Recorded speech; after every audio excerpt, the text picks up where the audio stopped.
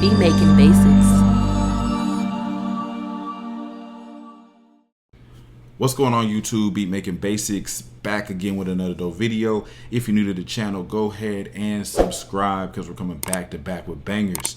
Today's video, I wanted to start something a little bit different. I know you like watching the tutorials and everything like that, and trust we're going to keep on bringing those, but today I want to do something called producer talk.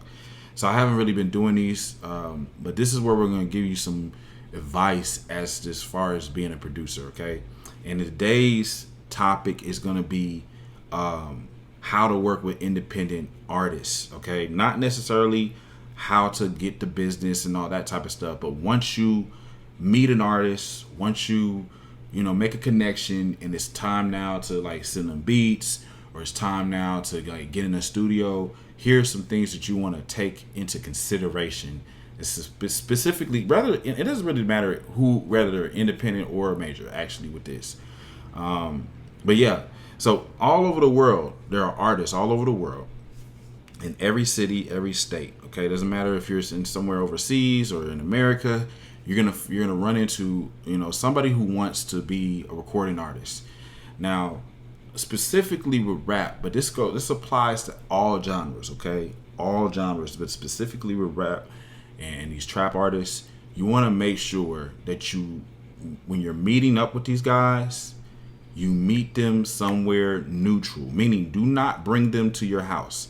Even if you have a home studio that's capable and fully equipped, I would highly recommend not using your house, the place where you lay your head, to record these artists, to meet with these artists, to talk business at all.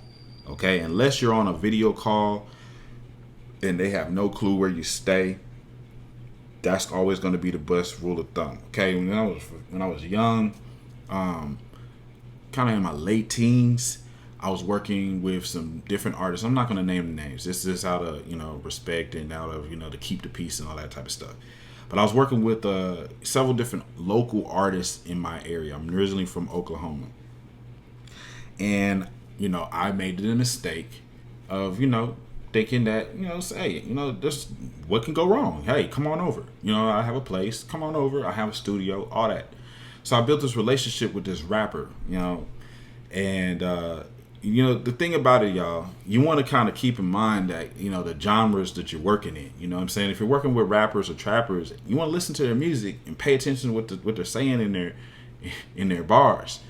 If they're bragging about shooting and killing people, scamming, robbing people, sticking people up, kicking doors, you want to pay attention to that. And really, that's about 90% of all the rappers and trappers and hip hop artists out there.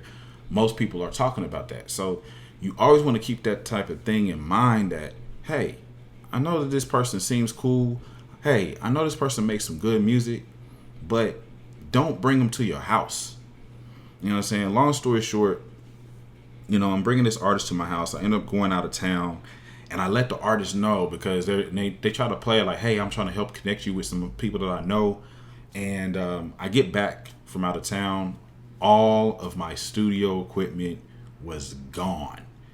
Now, mind you, y'all, I had just went through a whole lot to get and upgrade a bunch of stuff. Like, I upgraded to these big, huge Behringer studio monitors. I'm talking about, these were the big boys. You know what I'm saying? I went through a whole big debacle. Something was wrong with one of back in the day, they had these digital audio workstations. So anyway, I had this digital audio workstation that I had to go through a whole lot of trouble to get fixed, and all this stuff. Just bought a brand new workstation, keyboard. Just like $5,000 worth of stuff, man. Gone. Okay? And that could have been eliminated or avoided if I had just went through the proper necessary steps. Okay? You always want to record and meet independent artists or even major artists at a professional recording studio. Even if it's not a big boy one, you want to go and find yourself a independent studio somewhere where this person does not know where you stay, and work there. Okay, so that's the first thing I'm going to talk about. Now, after that, the next thing I want to tell you is, unless you're just leasing the beats and they can just go onto your website or BeatStars and download it and get it as a lease, every single time you need to put something in writing. I can't tell you how many times I didn't do that, and nothing ever comes out of it. I promise you, it's almost like the germs, 99.9%. You know what I'm saying? It's like literally 99. It's a 99.9% chance that nothing's going to come out of it if you don't do business the right way. Even if you don't have a lawyer, go on Google or go to ChatGPT and have them write out even a basic contract, or even yourself write out a basic contract, something in writing before you're sending beats, before any of that stuff. You feel me? Because if you don't, I'm telling you, I don't care how cool you are, you could be kicking it with that people, these artists, and going to the club, going to lounges, going out, networking. They can be coming to your house, you be going over theirs. But somehow, for whatever reason, when it comes to the money, the business, people always end up, flaking out or switching or acting like they have amnesia. So those are the two things I really want to, stress to you in this particular producer talk.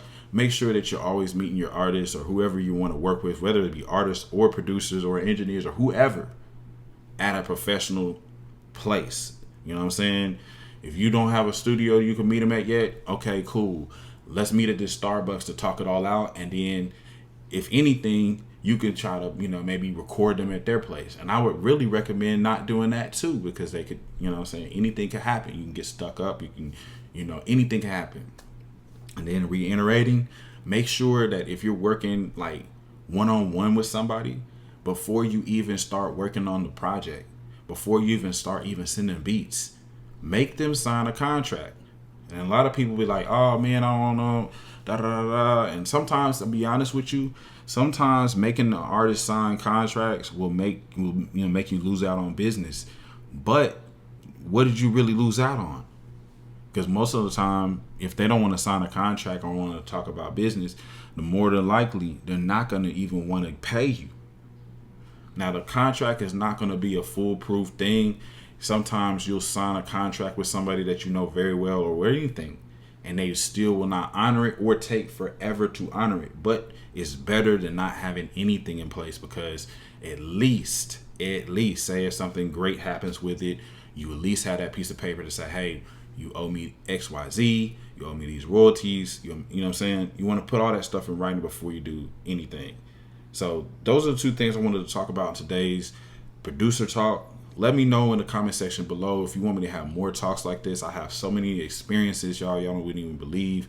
Good experiences and bad that y'all can learn from. Just let me know in the comment section if you want me to drop more gems like this. Appreciate y'all watching, man. Make sure you go to my website, beatmakingbasics.com.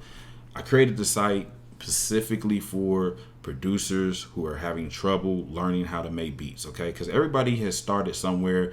Most producers, they, try to learn on their own, and then at some point they find some type of mentor, maybe it be a homie or some type of professional mentor, and then it takes them to the next level. It's nothing shy of what, has happened with me, and that's what I'm offering on the site. So when you go to the site and you purchase those courses, you're investing in yourself, you're going to be able to learn from the years and years and years of experience that I've had through trial and error on this journey of being a producer. You'll also be able to get access to, my exclusive drum kits, exclusive melody kits. This stuff is not going to be stuff that you're going to see or on different sites and all that type of stuff. This is original stuff, man. Guaranteed to bang and everything like that. But check out my site. Also, make sure you go ahead and click in the links. Check out everything I got it posted up there. Every single thing, I'm telling you, from the stuff in the links to the stuff on my site, it's all designed to help you go to the next level, especially as a beginner. Okay, so check all that stuff out. If you're brand new to my channel, make sure you go ahead and get subscribed, because we're coming back to back with bangers. And I appreciate everybody who subscribed. I appreciate everybody who's also has purchased a course, a kit, a mixing template, who's grabbed a bundle deal that gives you all access to everything, plus future drops forever. You feel me? I appreciate everybody. And even if you don't have the money to invest in a course or a kit or whatever, I appreciate your like. I appreciate your watch on the channel, all of that. I just have to say that because I really do appreciate it. And specifically, especially the people who are locking in with me one-on-one on stuff, man. I really appreciate y'all. And I'm dedicated to making sure that we're following through on everything and, you know, taking everybody to the next level as I go to the next level as well. So appreciate y'all, and we're out.